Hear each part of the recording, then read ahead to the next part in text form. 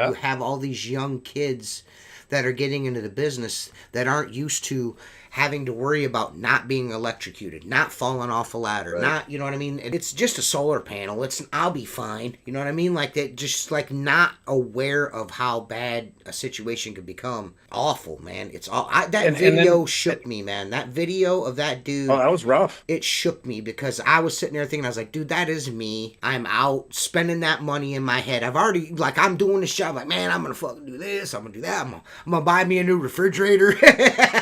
That dude was just, it was just a regular day for that poor guy. You know what I mean? Like, Well, damn, and man.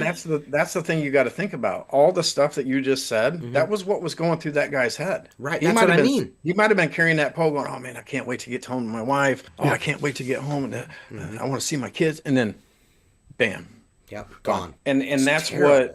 again, like especially the young ones coming up. I've seen it. It gets discussed on Reddit a lot, where people are like, "Okay, so I can't get on a ladder because I'm only 15 years old, so I'm going to buy a water-fed pole." They have no idea, no clue that there's hazards that come with that tool as well. Hmm. And then there was a post that was made the other day, and it was a picture going down an alley, and you could see where there were data lines coming into the building off a pole, but then down a little bit there was a riser coming up, and then all the power coming into the building was on that riser. Hmm. And the windows were below it, so you wouldn't have had to have a pole extended too high that you would come in contact with it. Right. But I ended up making the comment on there, like, you don't know what possible things can happen.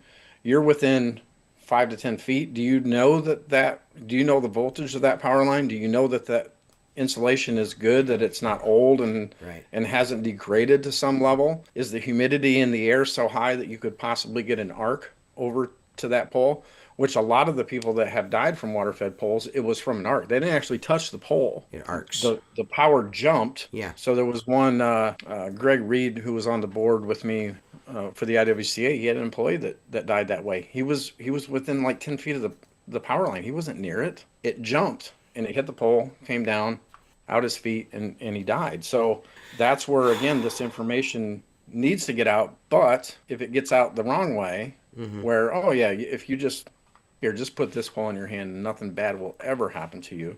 Put your seatbelt on. You're going to Right. survive any accident. Right. You've got airbags. You'll be There's got fine. to. Just because you have a fiberglass pole, or you have a fiberglass section, or you have a Kevlar pole, whatever it is, it does not completely eliminate the risk. What the way I put it is, you have another level of PPE that you're going to. So I like to look at poles that have insulated sections, that are made of fiberglass, that have the Kevlar, whatever, that it's just another level of PPE. And when you have to understand that PPE is the bottom tier of the hierarchy of controls. Hmm. So you're supposed to mitigate as much of that risk as you possibly can Hmm.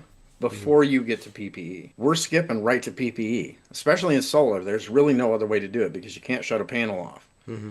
And in window cleaning, yeah, you could have the electric company come out and blanket the line Hmm. or shut it down, but that takes a lot of time and work, and nobody's going to go do that unless it's a big project. Hmm. So Someone has a making sure that you question understand that. about a safe distance for ladder and pole. Well, there's definitely, like, we work with drop zones. So if I remember right, I'd have to go through it and look, because I look at it every time that we do it. Oh, someone Your said pole 15 length feet. plus 15 feet plus whatever the safe, what do they call it? The safe drop zone distance is. So Hmm.